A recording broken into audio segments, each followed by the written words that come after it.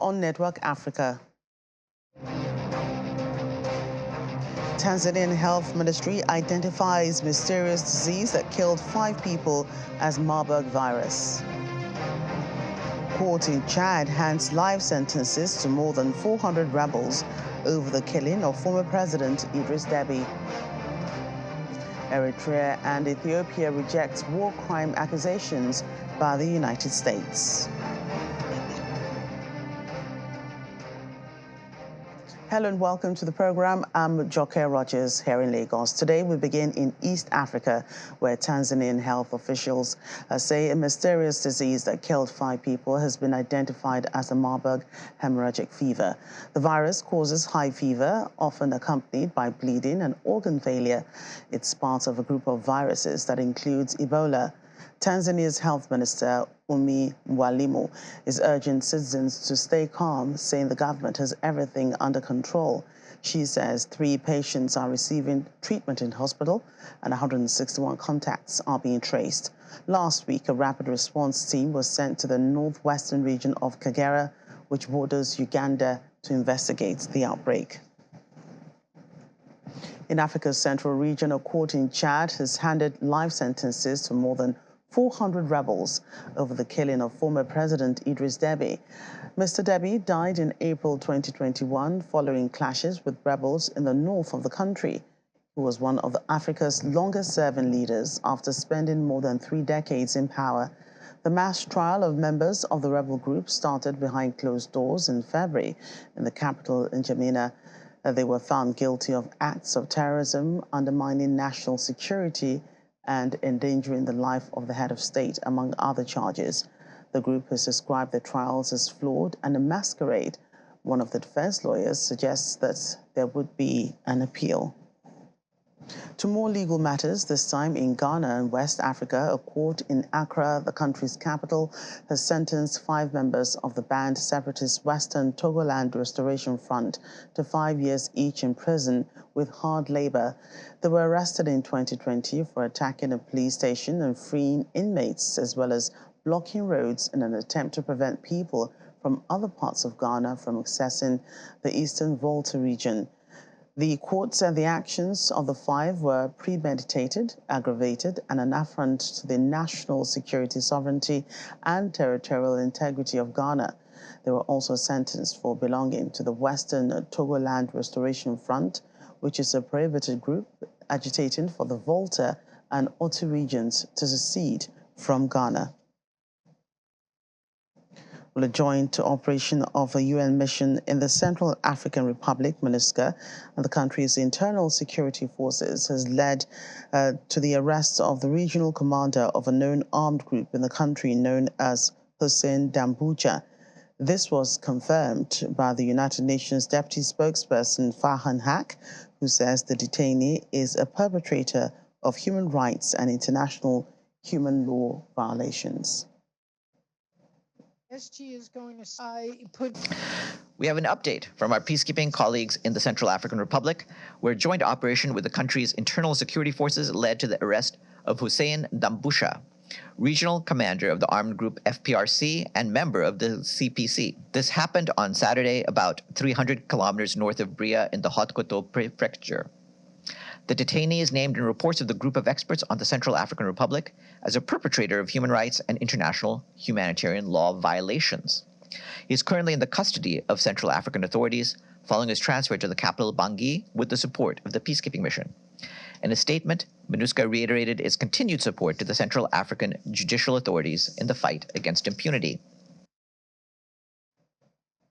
More from West Africa. Burkina Faso's army says it has killed several militants in the country's northern region along the border with Niger and Mali. According to security force sources, the terrorists were neutralized and important logistics were destroyed between Monday and Tuesday by the Air Force. Burkina Faso, which is currently under interim military rule, has made the crackdown on militants across the country a top priority. Between the 16th and 17th of March, the army killed several militants and destroyed their bases in the northeastern part of the country. And at least 10 fishermen have drowned after their vessel sank off the coast of the disputed Western Sahara. According to authorities, 5 sailors were rescued while 2 crew members are still missing, with the search underway. The incident happened in the province of Al Serd, 220 kilometers from Dakhla city, Western Sahara, which is disputed between Morocco and the Algeria-backed Polisario movement, has a long coastline and access to rich fishing waters. And elsewhere, the United Nations has been given updates on an attack in South Sudan's Jonglei state, a string of attacks in North Kivu and Ituri in the Democratic Republic of Congo, as well as a briefing on the launch of the stabilization strategy for the central regions in Mali. They also gave details on all these troubles. Turning to South Sudan, the humanitarian coordinator ad interim there, Meshak Malo, has condemned an attack in Jonglei State in which 2 aid workers were killed on the 17th of March. This is the latest in a series of incidents targeting humanitarian convoys and workers in the country. Following the latest attack, the World Food Programme temporarily paused its convoy movements out of Bor in Jonglei. This corridor is critical to pre-position food ahead of the rainy season when roads are inaccessible. More than 1 million people in Jonglei and Pibor rely on the food aid transported along this route.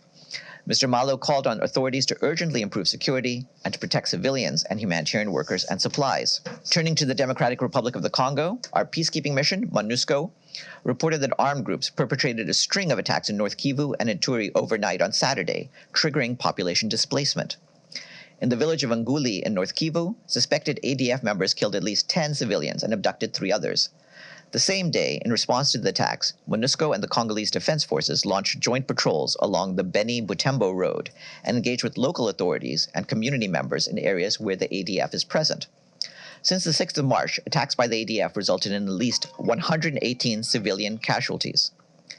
In Ituri, at least 11 civilians died, including 2 women and 2 children, in simultaneous raids by the armed group Codeco across several villages in Mahagi territory. UN peacekeepers dispatched a patrol towards the village of Ngote to protect the populations fleeing the violence and to support efforts by the National Army to restore stability there.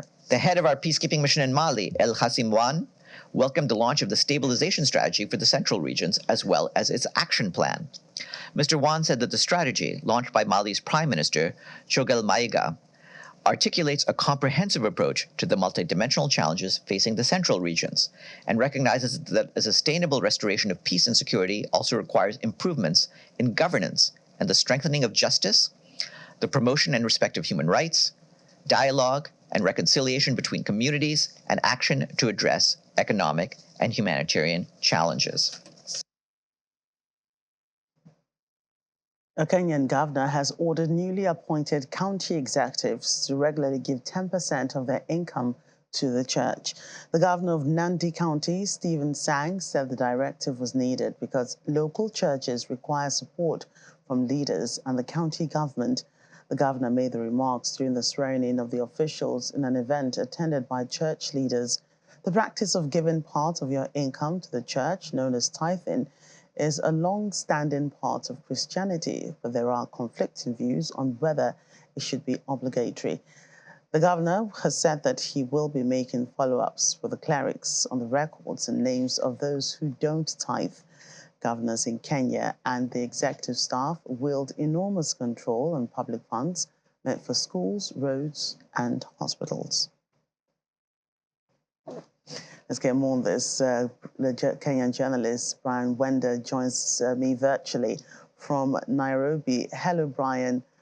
Oh, wow, what a situation. Give us an update on this new order by the Kenyan government and what it really sets to achieve. Okay, definitely, this is the first time this has happened in Kenya. But however, the level at which the declaration has been made is at the county level, not the national level. So this has been made amongst the 47 counties in Kenya that in a county called Nandi County, where the governor came out and said that the senior chief officials or officers who have been employed in the county government this term, for the next 5 years, are going to pay 10% of their earnings, of their monthly earnings, and give back to their churches. Now, this comes at a time when the churches have been have a little bit woken up ever since the new administration, the national government, and now the county government is trying to see how they can impact the local community with the administration that they have. But then this directive is quite a tricky one, I would say, because he says it is a must. Must is the key word. Now, if the county officials are really feeling it is fine or not, are they going to comply? Well, it's a matter of wait and see.